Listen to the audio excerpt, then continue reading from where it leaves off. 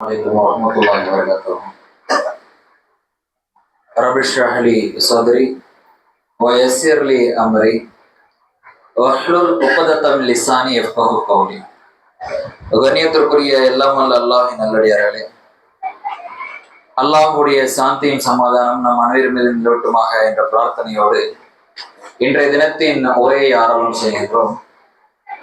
அல்லாஹ்வோட அருளால கடந்த 10 நாட்கள் நபித்தோழருடைய வரலாற்றிலே குறித்து சில படிப்பினை தரக்கூடிய சம்பவங்களை நாம் பார்த்திருந்தோம். இன்ஷா அல்லாஹ் இன்றைய தினத்திலிருந்து உலக வாழ்க்கை, இந்த உலக வாழ்க்கையினுடைய நோக்கம் என்ன, எதற்காக ரப்புல் ஆலமீன் இந்த உலகத்தை படைத்திருக்கின்றான், நாம் எப்படி வாழ வேண்டும், ஆனால் எப்படி வாழ்ந்து கொண்டிருக்கிறோங்கிற ஒரு சில செய்திகளை இன்ஷா அல்லாஹ் நாம் பார்க்க இருக்கிறோம்.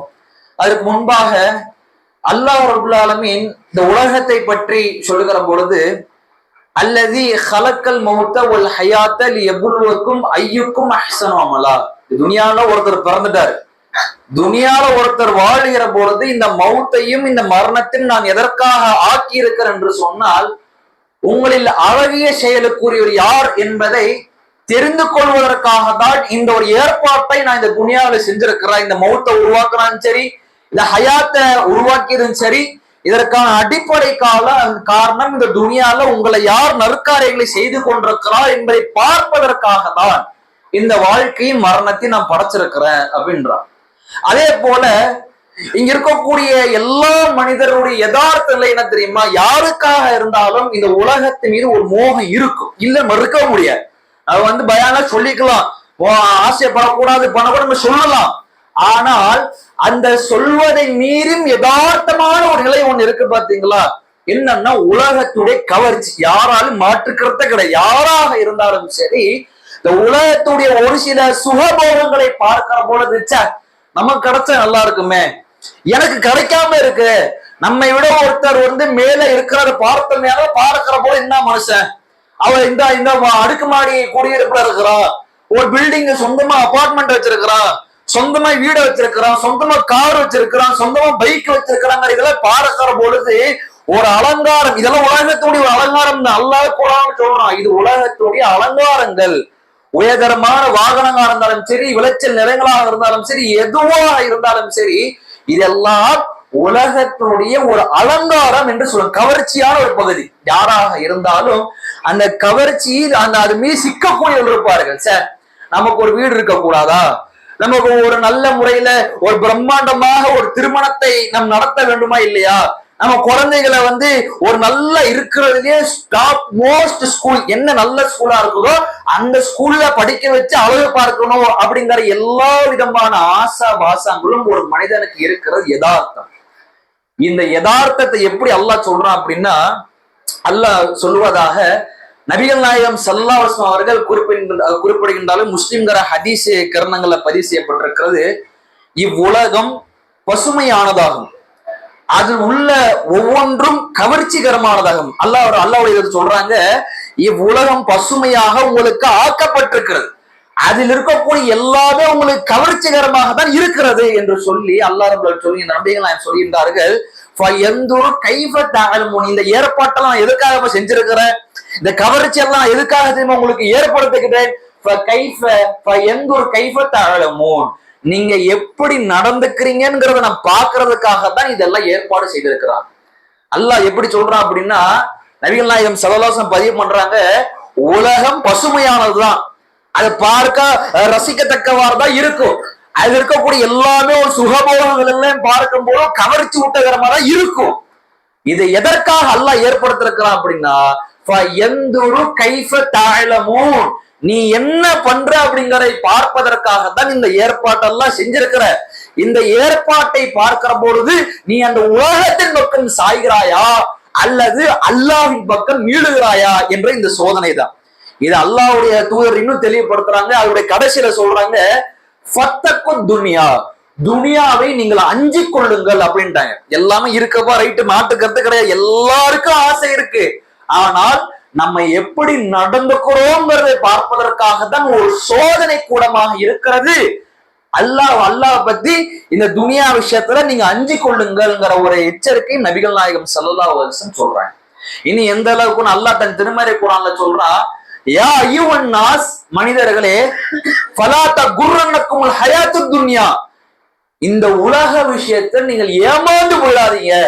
இன்னமல் ஹயாத்து துன்யா லஐபு வல் லஹ்வா, இது வீணும் விளையாட்டும் மிக்க ஒரு கடமை தவிர வேறு எதுவுமே கிடையாது, நீ மூழ்கிறாதங்கிற ஏராளமான எச்சரிக்கையை இஸ்லாமிய மார்க்கம் இந்த மனித சமுதாயத்திற்கு, குறிப்பாக இஸ்லாமிய சமுதாயத்திற்கு, மறுமை ஆசைப்படக்கூடிய, மறுமை வாழ்க்கை உண்டு என்று நம்பக்கூடிய ஈமான் கொண்ட சமுதாயத்துக்கு அல்லாஹ் சொல்றான், இந்த உலக வாழ்க்கைங்கிறது ஒரு டெம்பரரியான ஒரு வாழ்க்கை என்று சொல்லியிருந்தாங்க. ஆனா யோசிச்சு பாருங்க, இப்பேற்பட்ட ஒரு வாழ்க்கை எந்த அளவுக்குன்னா, நபிகள் நாயகம் ஸல்லல்லாஹு அலைஹி வஸல்லம் ஹதீஸ்ல பதிவு பண்றாங்க, முஸ்லிம்ல பதிவு செய்யப்பட்டிருக்கிறது, உலகத்துல ஒரு மிகப்பெரிய ஒரு அடியார், அவர் ஒரு காஃபிர், ரசூலுல்லாஹ் சொல்றாங்க ஒரு காஃபிர், அவன் உலகத்துல இருக்கும்போது ஏராளமான சுகபோகம் அவனுக்கு கொடுக்கப்பட்டுருச்சு. அவன் பார்க்காத இடம் கிடையாது, அவன் போகாத ஊர் கிடையாது, அவன் கொடுக்கப்படாத செல்வம் கிடையாது, எல்லா செல்வமும் அவனுக்கு கொடுக்கப்பட்டிருக்கு உலகத்துல. இவன் நாளைக்கு மறுமையில வரும் பொழுது அந்த மனிதனை அல்லாஹ் ரப்பல் ஆலமீன் எதுவுமே செய்ய மாட்டான், நரகத்துல போட்டு அவனை வேதனை எதுவுமே செய்ய மாட்டான். என்ன பண்ணுவான்னா, அந்த அடியானை எடுத்து நரகத்துல ஒரு அம்முக்கு எடுத்துருவாங்க. எப்ப ரொம்ப ஒரு நாளோ ஒரு யுகமோ ஒரு வருடமோ கிடையாது, ஒரு செகண்ட் உள்ள வச்சு அல்ல எடுப்பான். இப்படி எடுக்கப்பட்டவன அந்த அடியாங்கிட்ட கேட்கப்படும், அம்மா இந்த உலகத்துல ஏதாவது சுகபோகத்தை நீ பார்த்திருக்கிறியா அப்படின்னு கேட்கும்போது, இந்த உலகங்கிற வாழ்க்கையே ஒரு வாழ்க்கை கிடையாது, நான் இப்ப எந்த விதமான சுகபோகத்தை நான் அனுபவித்ததே கிடையாதுவான். யாரு? உலகத்துல ரோல்ஸ் ராய்ஸ்ல கார்ல போய் ரோல்ஸ் ராய்ஸ்ல கார்ல வரவ, டீ குடிக்கிறதுக்கு புல்லட் பைக்ல போறவ, இங்க இருந்து பக்கத்தூர் போக ஃபிளைட்ல போறவ, பிரைவேட் ஜெட்ல வச்சிருக்கிறவ, இவன் எல்லா சுகபோகத்தையும் அடைஞ்சிருக்கிறார் உலகத்துல. இவனை கொண்டு போய் நெருப்புல போட்டு ஒரு அடு, அவ்வளவு நரகத்தை எப்படி இருக்குன்னு பார்த்துட்டு வராரு. நரகத்துடைய வேதனைகளை எல்லாம் புரிஞ்சுக்கோங்க, நரகத்துடைய வேதனை அந்த மனிதனுக்கு கொடுக்கப்படல, உள்ள வச்சு அங்க எடுக்கிறான். இதுக்கே அந்த மனிதன் என்ன சொல்லுவான்னா, உலகத்துல நான் எதுவுமே கண்டது இல்லையாப்பா, ஒரு சுகபோகத்தையும் கண்டது இல்லையாப்பா அப்படின்னு புலம்பக்கூடியவனாக இருப்பான். அடுத்து ஒரு நல்லடியார் வருவார். அவர் யாரு? உலகத்துல இருக்கும்போது ஏராளமான சிரமத்திற்கு உட்படுத்தப்பட்டவர், ஏராளமான இன்னல்களுக்கு உட்படுத்தப்பட்டவர், ஏராளமான மன உளைச்சலுக்கு ஆட்படுத்தப்பட்ட ஒரு நபர். பல சிரமத்தை செஞ்சிருக்காரு, உலக விஷயமா இருந்தாலும் சரி, அவர் மாறுக விஷயத்திலும் பல சிரமத்தை செஞ்சிருக்கிறாரு, குடும்ப விஷயத்திலும் பல ஏராளமான ஏமாற்றங்களை சந்தித்திருக்கிறாரு. எல்லா இன்னலையும் சந்தித்த ஒரு மனிதர். துனியால இவன மாதிரி ஒருத்தர் பாதிக்கப்பட்டவன் கிடையவே கிடையாது என்று சொல்லப்பட்ட ஒரு மனிதர் வச்சுக்கோமே, அந்த மனிதர் அல்ல என்ன பண்ணுவான், சொர்க்கத்துல ஒரு 8 உள்ள வச்சு அல்ல எடுத்துருவான். சொர்க்கத்துல உள்ள நுழைய விட்டு மறுபடியும் அல்ல எடுத்துருவான். எடுத்துட்டு அந்த மனிதன் கிடைக்கப்பா, எப்போ துனியால ஏதாவது நீ கஷ்டப்பட்டு இருக்கிறியா? இல்ல, ஒரு கஷ்டப்பட பார்த்து உள்ள போயிட்டு வந்த இந்த கேப்ல துனியால நடந்தது எல்லாத்தையும் மறந்துடுவான். என்னென்ன கஷ்டத்தை சந்திச்சானோ, குடும்ப ரீதியா என்னென்ன பிரச்சனையை சந்தித்தானோ எல்லாத்தையும் மறந்துடுவான். மறந்துட்டான், சொல்லுவான், இறைவா நான் உலகத்துல ஒரு கஷ்டம் படுறது கிடையாது.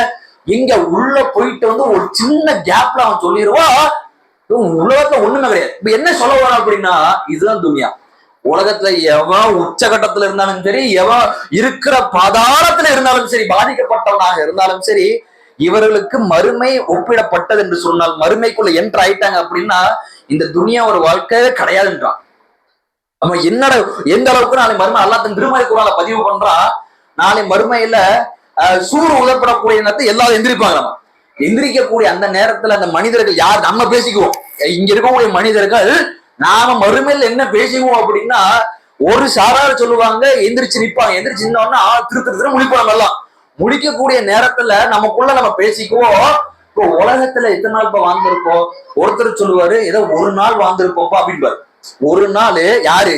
அது 950 வருஷம், 100 வருஷம், 1000 வருஷம் வாழ்ந்த மனிதர்கள் சொல்லுவார்கள், ஏதோ ஒரு நாள் நம்ம வாழ்ந்துகிட்டு போயிருப்போம்ப்பா இந்த உலகத்துல அப்படின்பாரு.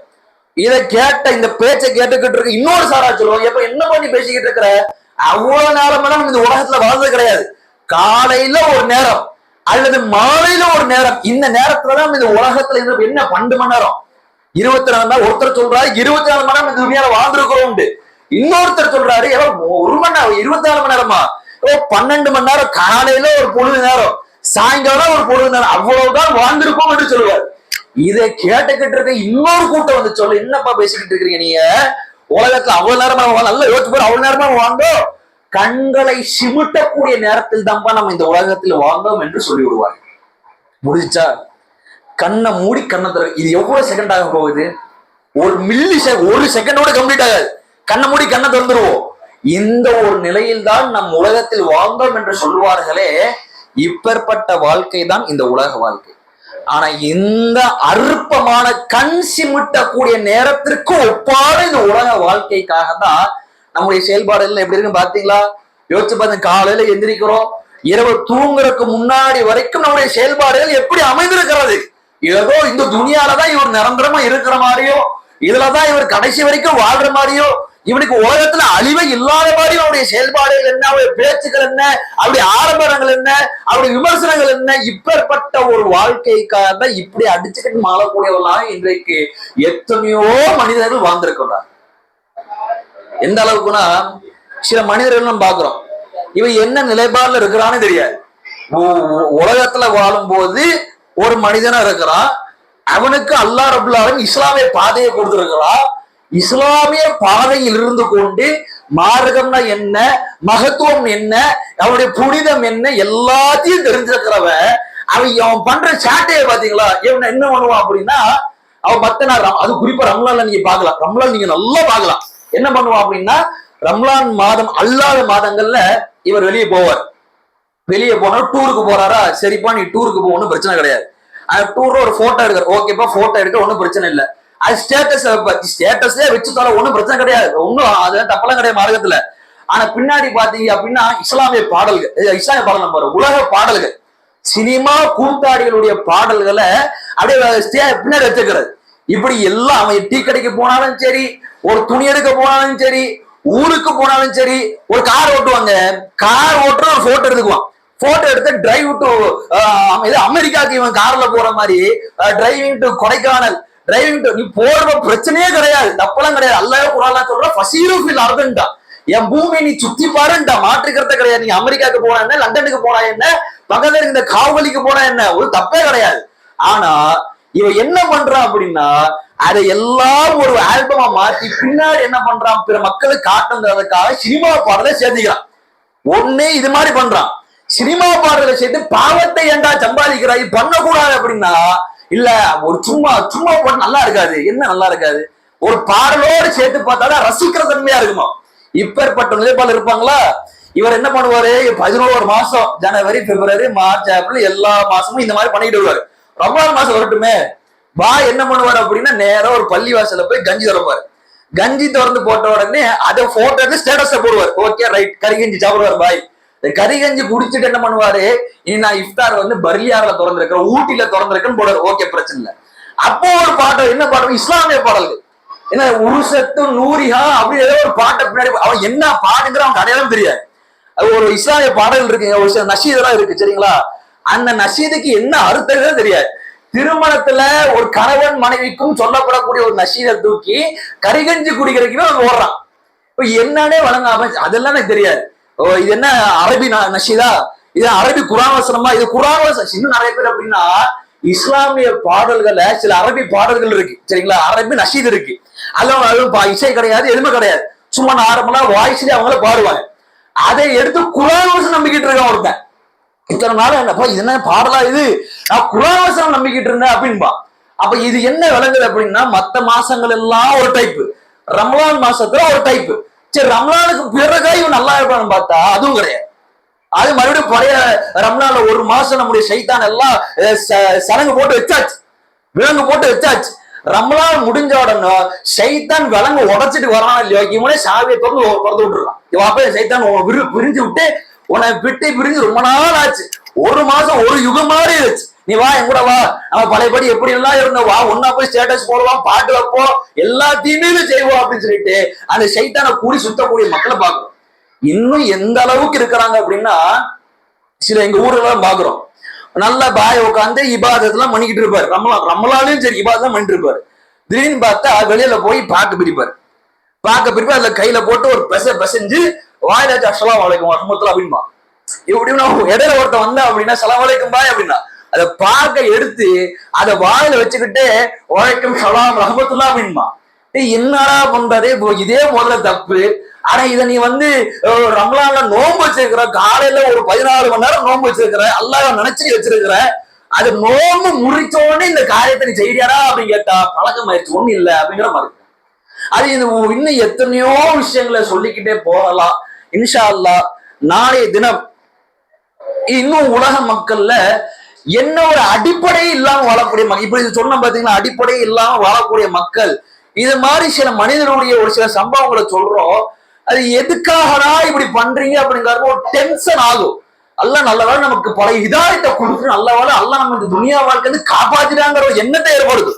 அந்த அளவுக்கு ஏராளமான அனாச்சாரங்கள், கேவலமான நிகழ்வுகள், மோசமான காட்டு மிராண்டி தன்மைகள் எல்லாம் உலகத்தை நடந்துட்டு இருக்கு. அடிப்படையே இல்லாம நடந்துகிட்டு இருக்கு. அதெல்லாம் என்ன என்பதை இன்ஷா அல்லாஹ் நாளை தினம் பார்க்க இருக்கோம்.